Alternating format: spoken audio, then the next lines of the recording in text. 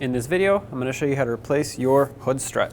This is the support piston that holds the hood up, and the process applies to both sides, so I'm only going to show you one. Also, I have the hood supported with a hood support rod because the hood will be heavy once we disconnect this, and you're better off holding it in place than struggling doing this with one hand and holding the hood with the other. I'm going to start at the bottom here. You can see there's a little slot you can slide a screwdriver in, and this will actually pry up on this little metal ring. Once you pry up on it, you may have to move the hood around a little bit, but this will unlock the piston from this ball and socket joint. Follow it up and do the same on the top side.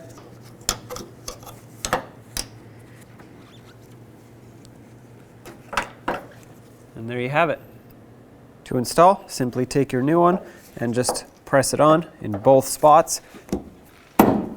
And there you have it. It's locked in. Give it a tug to make sure, but you should be good to go. Now do the same thing to the other side if you need to. When only the best will do, demand TRQ. The only company that lets you view before you do. TRQ is committed to offering the highest quality aftermarket auto parts that are engineered for peace of mind. Thanks for using and viewing with TRQ.